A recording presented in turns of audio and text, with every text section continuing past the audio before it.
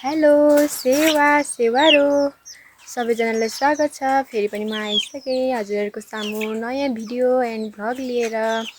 म चाहिँ धेरै दिनपछि भन्दा पनि 4-5 दिनपछि भ्लग गर्दैछु, किनभने म त्यस्तै अलिक असक्त थिएँ। मैले 3 दिन भयो अनुहार पनि धोएको छुइनँ, ब्रस पनि गरेको छुइनँ। उसैभन्दा पहिला चाहिँ म अनुहार धुन्छु, ब्रस अनि हजुरहरूसँग मजाले गफ गर्छु ल साथी। 3 दिनपछि अनुहार पनि धोइयो, हात खुट्टा पनि धोइयो, ब्रस पनि गरियो।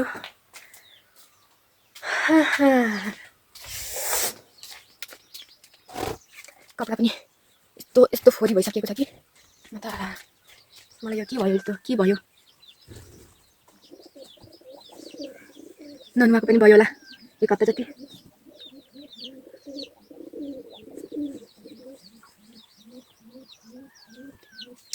मुखहरू सबै फुटेर कस्तो भइरहेको छ।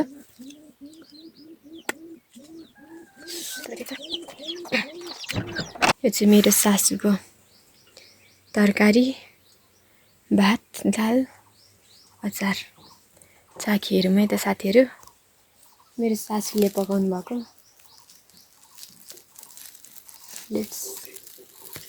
Let's go.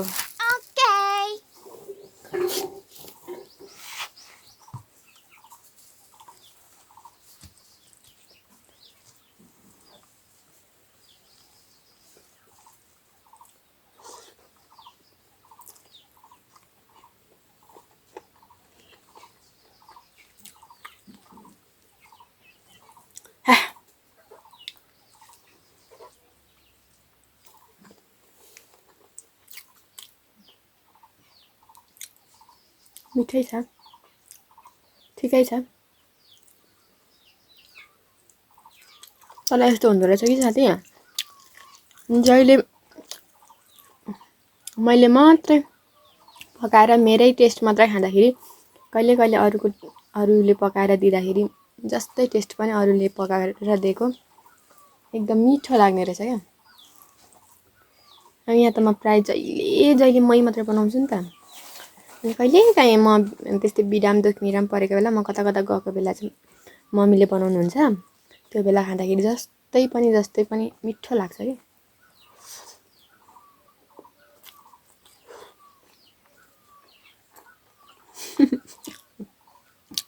मेरो मम्मीले आलु यस्तरी काट्नुहुन्छ, यत्रो काट्नुहुन्छ, तर पनि मलाई मिठै लागिरहेछ। म चाहिँ अरू बेला मसिनो काट्छु, चट्ट बनाउँदा पनि मलाई त्यति मिठो लाग्दैन।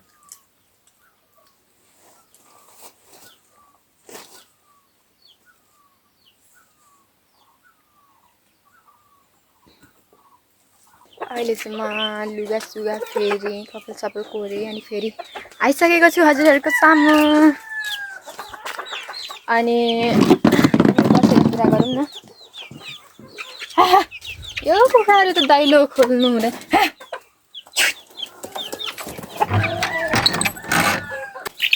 बसेर कुरा गरौँ ल। मेरो के भएको थियो भने, मलाई चाहिँ के भइरहेछ कि, मलाई के भएको छ कि यस्तो, मलाई के दशा लागिरहेछ कि साथीहरू।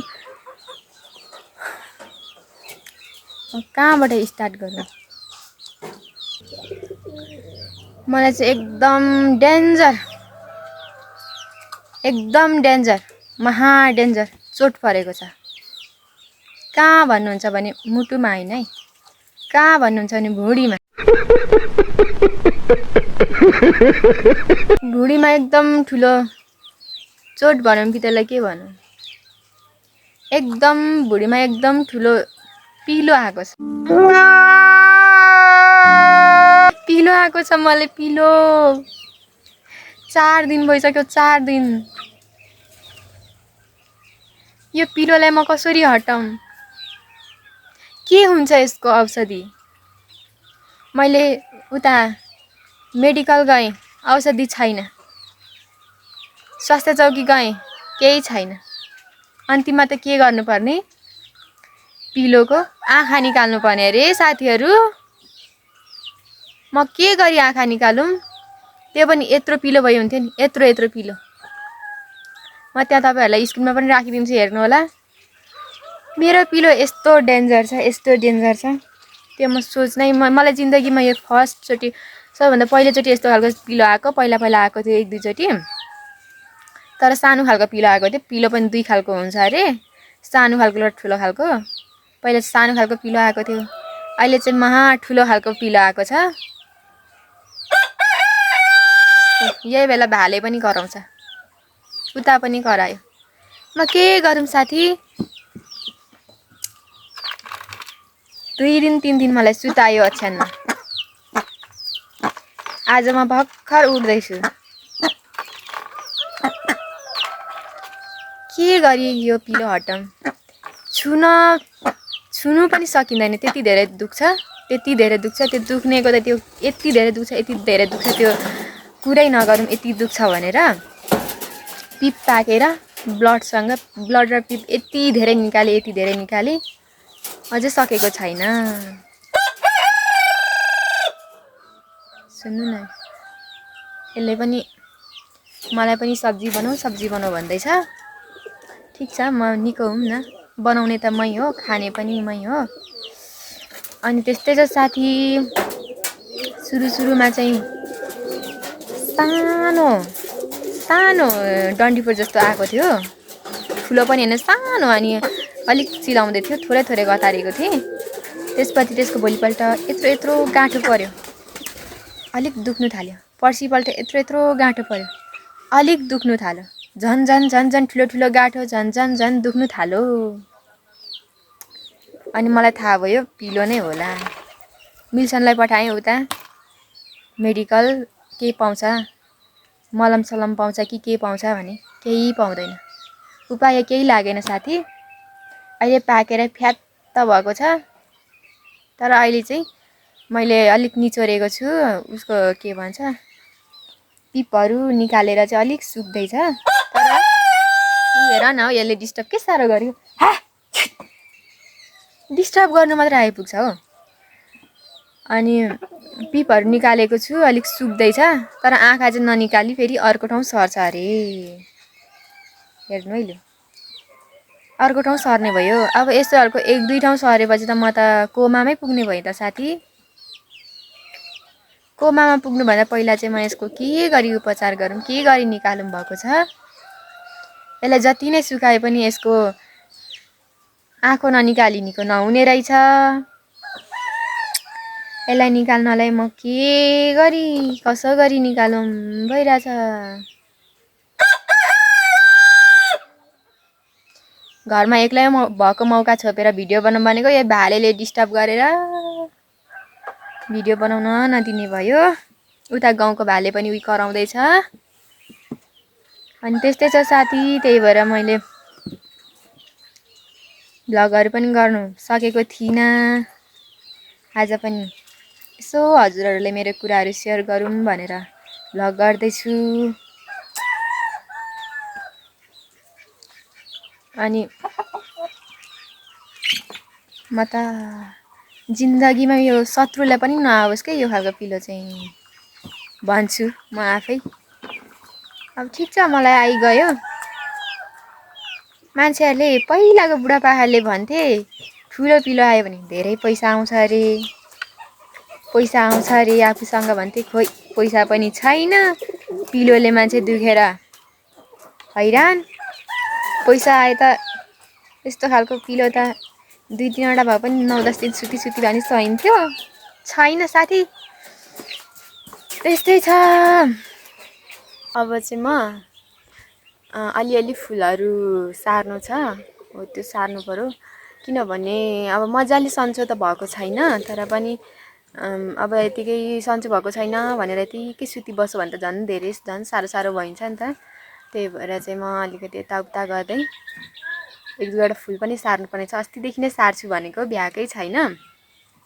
अनि अहिले चाहिँ अलिकति टाइम निकालेर जसरी पनि आज चाहिँ सार्छु नै भनेर म लागि परेको छु। हेर्दै गर्नु होला है त। गाइज, मैले चाहिँ यति माटो थुपाइसकेको छु है अहिले चाहिँ। यो माटो चाहिँ मैले बल्ल यो 3 बाल्टी असारेँ। 3-4 बाल्टी अनि यति बनाएको छु। अब यसमा चाहिँ टक्क मैले यो बिरुवाहरू मैले रोप्नुपर्ने हुन्छ। साथी यो फुल चाहिँ मैले इटारी मेरो तुम्बाहरूकोबाट लिएको कि यो गोदावरी पनि त्यहीबाट लिएको। यो सबै बेग्लै कलरको छ। गोदावरी रोप्ने सिजन चाहिँ अहिले होइन होला, तर मैले चाहिँ अब अहिले सार्ने बेला जस्तै ठ्याक्कै भएको छ नि त मसिनो बिरुवा। यो हाँसहरूले त त्यही भएर म चाहिँ सार्नु जाँदैछु। जहिले फुले पनि हुन्छ, ठिक छ, ठिकै छ।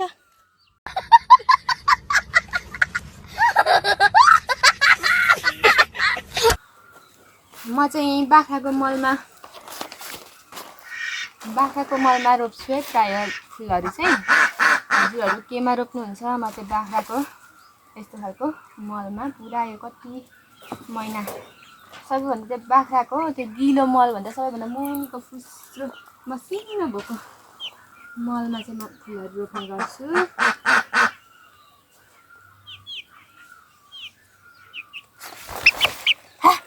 यो चल्लाले फेरि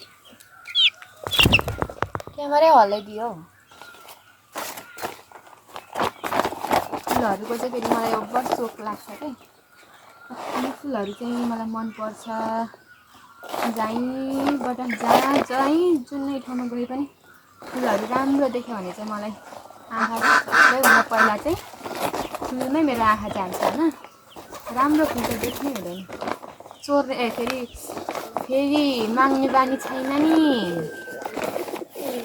आफू त चोर्ने हो। चोरेको फुल राम्रोसँग जाग्छ, राम्रोसँग हुर्किन्छ भन्छन् नि मान्छेले।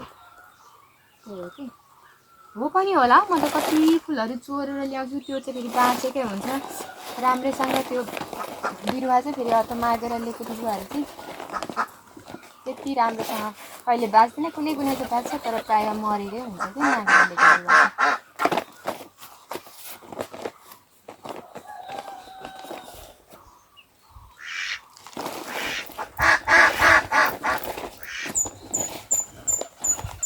यो प्लास्टिक पनि मैले घरमै बनाएको हो। यो गमला पनि यो प्लास्टिकको, यस्तो फुल रोप्ने पनि फालेको प्लास्टिक।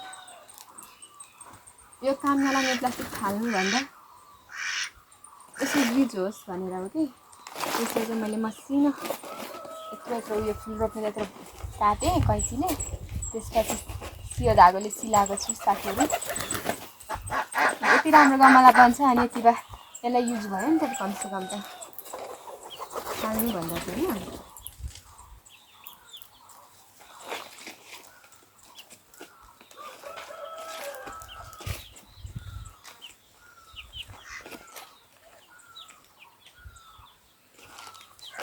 त्यस्तै छ साथी।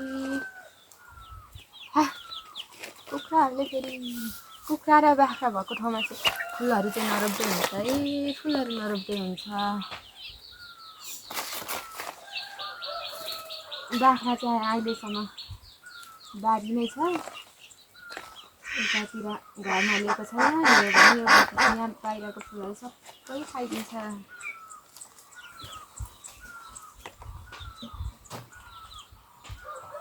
भिडियो चाहिँ हुँदैछ कि छैन नि?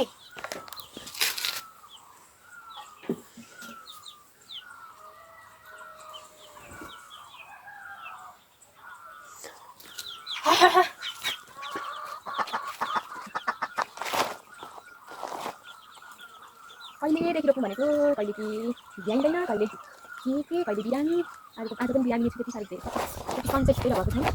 तर मेरो होस् सुती बसेर भन्दै बिरामी भन्दै गरौँ होइन।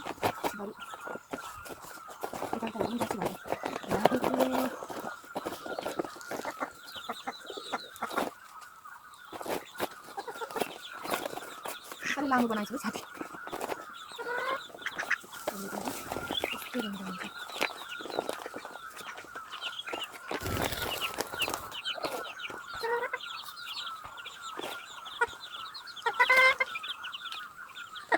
मेरो घर त्यस्तो ठुलो त्यस्तो फुलले सजेको त्यस्तो त छैन होइन, सानो छ, सानो ठिक्कको छ, देख्दै हुन्छ होला, त्यति राम्रो पनि छैन होला, हेर्दाखेरि कस्तो ठाउँदैछ कस्तो गर्दैछ भन्ने लाग्छ होला हजुरहरूले, तर मान्छेलाई जस्तोमा बस्यो जस्तोमा हुर्क्यो जस्तोमा बस्नु थाल्यो त्यही राम्रो लाग्छ होइन, लाग्दो रहेछ। मलाई मेरै पहिला माइतमा बस्दा मलाई त्यही राम्रो थियो, यहाँ बस्दा यही राम्रो, यही ठिकै छ।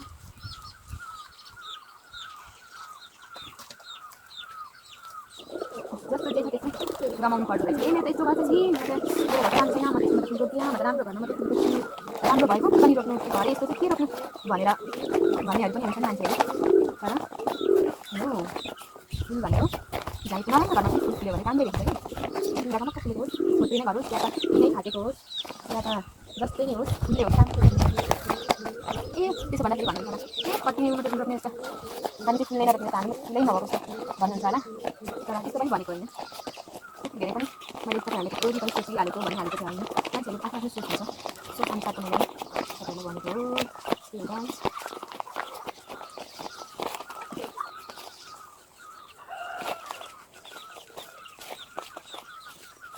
भिडियो लामो नबनाउँ छोटो छोटो 10 मिनटको मात्रै बनाउँ भन्छु केहरू हजुरहरूसँग सेयर गर्दा गर्दै बोल्दा बोल्दै लामो भइदिन्छ र त मलाई।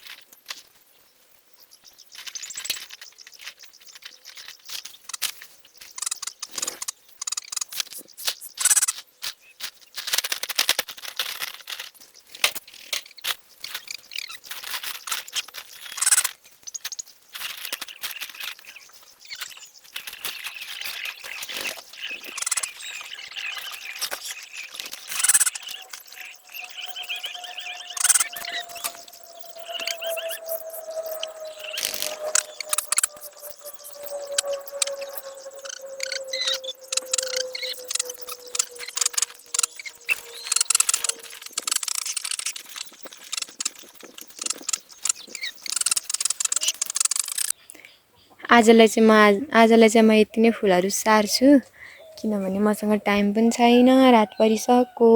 रात परो साथी, अब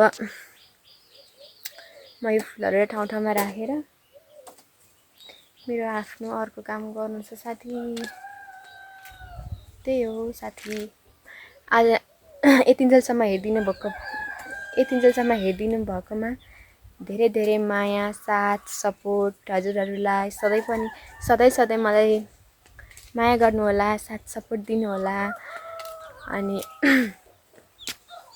जहिले म चाहिँ भन्नु बिर्सिन्छु कि अगाडि नै भिडियो स्टार्ट गर्दै भन्छु, तर बिर्सिन्छु क्या। कसैले पनि नबिर्सिकन like share comment and subscribe गर्न चाहिँ नभुल्नु होला है।